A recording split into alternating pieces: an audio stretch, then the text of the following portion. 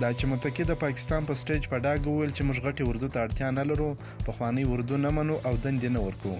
په دې اړه د خلکو غبرګونونه راپارېدلي دي او د ملي امنیت شورا ویاند رحمت الله اندړ متکي ته سخت جواب ورکړی دی.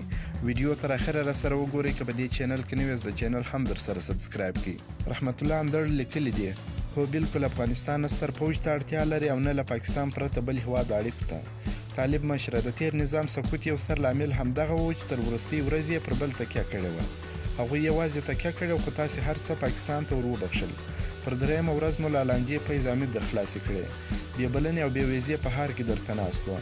د پاکستان همدغه ارمان و چې افغانستان باید اردو او پوځ ونه لري.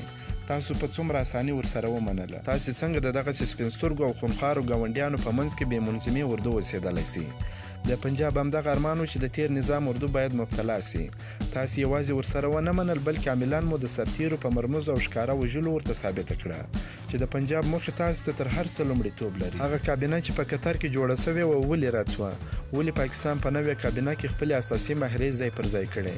پاکستان ولې په یوه او بله پلمه د اردو غټې او وړې وسلې اخلي او تاسو یې ښه پرېمانه پر پلورئ؟ طالب مشره پاکستان یوازې خپلو ګټو ته ژمن دی، حتی له خپلې مور سره اړیکې هم د خپل هېواد د ګټو په رڼا کې تنظیموي. نو له تاسو سره به اړیکې ولې ستاسو پر ګټو ولاړې وي؟ تاسې یې لا تر اوسه د کاذب غرور پر خره سپاره کړي یاست. همدغه درته وایي چې پټانانو نړۍ ماته کړه. تاسې به هغه وخت په ځان پوه سئ چې پاکستان ستاسو په سر د یو بل اټوم بم څښتن سي او نړۍ ته تاسو بیا یو ستر خطر معرفي کړي. دوی د نوي جهاد بله پروژه واخلي. ستاسو له زوال وروسته به دا ملت وویني چې څومره بدې نښې مو ورپرې ایښې دي.